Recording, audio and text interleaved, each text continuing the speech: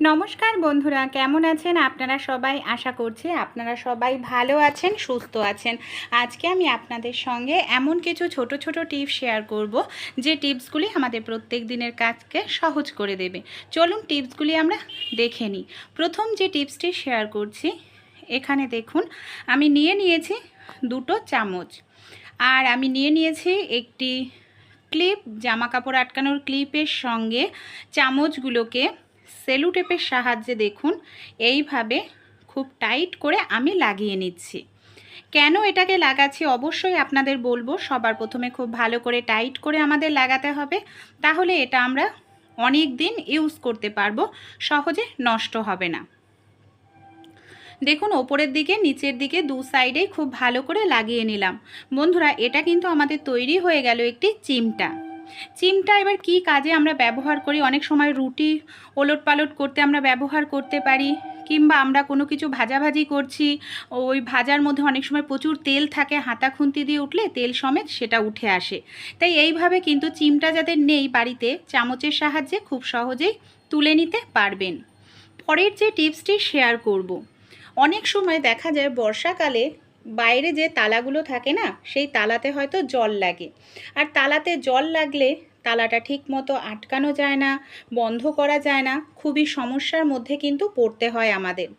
তাই মাঝে মাঝে যদি আমরা তালাতে সামান্য করে পরিমাণ একটু নারিকেল তেল দিয়ে তারপর খুব ভালো করে এইভাবে তালাটাকে একটু ঘোরাই, নারিকেল তেলের কারণে ভেতরে কিন্তু জং ধরবে না। এর ফলে একটি তালাই আমরা বছরের পর বছর ইউজ করতে পারবো, সহজে নষ্ট হবে না। পরের যে টিপসটি শেয়ার করব, এই ধরনের টুপি তো কম বেশি আমরা প্রত্যেকেই ব্যবহার করে থাকি, কিন্তু সমস্যাটা কি হয় এই ধরনের টুপিগুলোর ব্যবহার করতে করতে দেখা যায় সামনের যে অংশটা একেবারে সমান হয়ে, আর সামনের অংশটা সমান হয়ে গেলে টুপিটা পরলে কিন্তু দেখতে ভালো লাগে না। তাই আমরা টুপিটা সামনের শেপটা যাতে ঠিক থাকে, মাঝে মাঝে একটি জলের বোতল নিয়ে এইভাবে গার্ডারের সাহায্যে যদি টুপিটার সামনের অংশ এইভাবে কিছু সময়, ধরুন 10-15 মিনিট আটকে রাখা যায় না, তাহলেও কিন্তু দেখা যাবে বন্ধুরা টুপিটার যে প্রথম নতুনের মতো যে শেপটা, সেরকম শেপ কিন্তু বজায় থাকবে। অবশ্যই জল ভরে নেবেন বোতলে। দেখুন আমি এখানে কিন্তু টুপিটাকে 15 মিনিট মতো রেখে দিয়েছিলাম। এবার টুপির গার্ডারটা খুলে নিচ্ছে। এখন দেখতে পাচ্ছেন সামনেটা কিন্তু সমান নেই, এমনকি টুপিটা পরলেও কিন্তু দেখতে ভালো লাগবে। চলুন পরের টিপসটি আমরা দেখে নিই। এই যে আমরা মোচা বা এই জাতীয় যে খাবারগুলো হয়, যখন আমরা সেদ্ধ করি প্রেশার কুকারে বা কড়াইতে দিয়েই, অনেক সময় না কালো হয়ে যায়, আর কালো হয়ে গেলে কিন্তু রান্না করলেও ভালো লাগে না দেখতে। তাই সামান্য পরিমাণ নুন আর হলুদ দিয়ে দেবেন মোচা সেদ্ধ করার সময়। মোচা কখনোই কালো হবে না, এমনকি তরকারি রান্না করলেও কিন্তু মোচাটা দেখতে সুন্দর লাগবে। দেখুন সেদ্ধ করার পর আমি আপনাদের দেখাচ্ছি। চলুন পরের টিপসটি দেখে নিই। বর্ষাকালে অনেক সময় বিছনা যদি জল পড়ে ভিজে যায়, বা যাদের বাড়িতে ছোট বাচ্চা আছে দেখা যায় কোনো কারণে হিসু করে দেয়, বাথরুম করে দেয়, সেক্ষেত্রে কিন্তু অনেক সময় বর্ষাকালে রোদ্দুর ওঠে না, বাজে দুর্গন্ধ বের হতে থাকে, তোষক থেকে ভিজে যায়।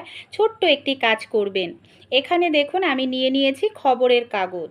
সবার প্রথমে বিছনার চাদরটা তুলে নিতে হবে, তারপর তোষকের ওপর এইভাবে খবরের কাগজটাকে আমি পেতে দিচ্ছি এইভাবে। তারপর আবার বিছনার চাদরটা এইভাবে পেতে দেব, বিছনার চাদরের ওপরেও আবার একটি খবরের কাগজ এইভাবে দিয়ে দেব। এবার কি করব, আয়রন নিয়ে নেব, মানে ইস্ত্রি নিয়ে নেব গরম করে। 1 মিনিট মতো যদি এইভাবে ইস্ত্রিটা আমরা করতে থাকি, পেপার কিন্তু যে ভিজে গেছে সেই ভেজাটা অ্যাবজর্ব করে নেবে, এমনকি রোদ্রে দেওয়ার প্রয়োজন পড়বে না, খুব সহজেই শুকিয়ে যাবে। দেখুন আমি নিচের কাগজটাও দেখাচ্ছি, দেখতে পাচ্ছেন পুরোপুরি কিন্তু শুকিয়ে গেছে। আপনারাও অ্যাপ্লাই করে দেখতে পারেন। আমরা অনেকেই সাবান দিয়ে হাত ধুয়ে থাকি, আর সাবানটাকে কি করি, বেসিনেই রেখে দিই। বেসিনে এইভাবে সাবানটা রাখলে সাবানটা খুব তাড়াতাড়ি গলেও যায়, আর দেখতেও কিন্তু ভীষণ বাজে লাগে, বেসিনটার ওই জায়গাটা নোংরা হয়ে থাকে। আমাদের বাড়িতে যে এই ধরনের জলের বোতলের ঢাকনা বা কোল্ড ড্রিঙ্কসের ঢাকনা থাকে, সাবানের ওপর এইভাবে একটু চেপে লাগিয়ে নেবেন। এইভাবে সাবান মাখতেও সুবিধা হাতে, এমনকি রাখলেও ডাইরেক্ট সাবানটা কিন্তু বেসিনে থাকবে না। এর ফলে খুব তাড়াতাড়ি সাবানটা শুকিয়ে যাবে, কম গলবে, বেসিনটাও আপনাদের একেবারে পরিষ্কার পরিচ্ছন্ন থাকবে। ভালো লাগলে টিপসটি আপনারাও অ্যাপ্লাই করে দেখতে পারেন, এতে কিন্তু সাবানের খরচাটাও কম হবে। আমরা যে এই ধরনের মিক্সার জারে মশলা করে থাকি, অবশ্যই তো জল দিয়ে খুব ভালো করে ধুয়ে আমরা এটা এইভাবে কোথাও হয়তো উপুর করে রেখে দিই। উপুর করে রেখে দিলে কিন্তু মিক্সার জারটা শুকাতে সময় লাগে, বাজে একটি দুর্গন্ধ হয়ে যায়। অনেক সময় এইভাবে রেখে দিলে মিক্সার জারের ব্লেডটায় জং ধরে যায়, ধার কমে যায়, যার ফলে খুব সহজে মিক্সার জার ব্লেডটা নষ্ট হয়ে যায়।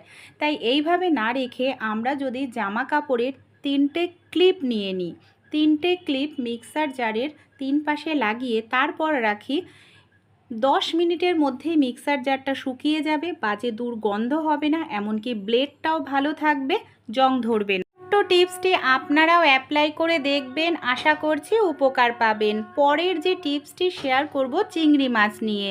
অনেক সময় চিংড়ি মাছ ছুরি বটি দিয়ে কাটতে গেলে অনেক সময় লেগে যায়। একটি কাঁচি নিয়ে নেবেন, কাঁচির সাহায্যে খুব দ্রুত চিংড়ি মাছ কাটতে পারবেন। দেখুন আমি কাঁচির সাহায্যে চিংড়ি মাছের সামনের অংশটাকে কেটে নিলাম, সুরের অংশটাকে খোসাটা ছাড়িয়ে নিচ্ছি। এবার আমি নিয়ে নেব একটি সেফটি পিন।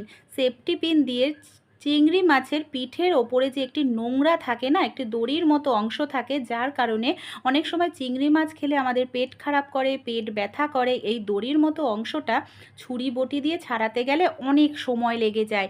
তাই আমরা যদি এরকম একটি সেফটি পিন নিয়ে নিই, সেফটি পিনের সাহায্যেই খুব দ্রুত ছাড়িয়ে নিতে পারবো। আর এইভাবে কাঁচির সাহায্যেই কিন্তু আপনারা চিংড়ি মাছ খুব দ্রুত কেটে নিতে পারবেন। দেখুন কত সহজেই আমি কিন্তু চিংড়ি মাছের যে ওপরে পিঠের ওপরে নোংরাটা থাকে বের করে নিতে পারলাম। টিপসটি ভালো লেগে থাকলে অবশ্যই অ্যাপ্লাই করে দেখবেন। দেখুন কত দ্রুতই আমার কিন্তু চিংড়ি মাছগুলো কাটা হয়ে গেল। পরের টিপসটি তাহলে চলুন আমরা দেখে নিই। এই ধরনের ওষুধ কম বেশি প্রত্যেকের বাড়িতেই থাকে, যে ওষুধগুলো ডেট আমাদের শেষ হয়ে যায়। এবার দেখুন বন্ধুরা, আমি এখানে যে ডেট এক্সপায়ার হয়ে গেছে দুটো ওষুধ নিয়ে নিয়েছি। আপনারা যে কোনো জায়গায় রেখে এই ওষুধগুলোকে খুব ভালো করে গুঁড়ো করে নিতে পারেন। দেখুন আমি খুব ভালো করে এটাকে গুঁড়ো করে নিচ্ছি। এবার আমি একটি পাত্রে গরম জল করে নিয়েছি। গরম জলের মধ্যে আমি এই ওষুধের পাউডারটা দিয়ে দিচ্ছি 1 চামচ পরিমাণ। এখানে আমি দিয়ে দেব আরও একটি জিনিস, সেটা হলো নুন। খুব ভালো করে দুটো জিনিস গরম জলের সঙ্গে মিশিয়ে নেব। এটাকে আমরা কোথায় কি কাজে ব্যবহার করব। অনেক সময় আমাদের সিঙ্ক থেকে বেসিন থেকে পোকামাকড় আসতে থাকে, বিশেষ করে বর্ষাকালে ছোট ছোট আরশোলা পোকামাকড় জীবাণু ব্যাকটেরিয়া থাকে। তাই এরকম একটি গরম জল ঢেলে দিলে কিন্তু সেই সব পোকামাকড় পাইপে আর থাকবে না, সিঙ্ক বা বেসিন দিয়ে বেয়ে ওপরে আসবে না। পরের যে টিপসটি শেয়ার করব, এই ধরনের সিডিক অ্যাসিড বা এই ধরনের এগুলো কম বেশি প্রত্যেকের বাড়িতেই থাকে কিন্তু বন্ধুরা এই ধরনের, তাই এগুলোকে আমরা অনেক সময় কিন্তু ডিভিডিগুলোকে কোনো কাজে ব্যবহার করি না।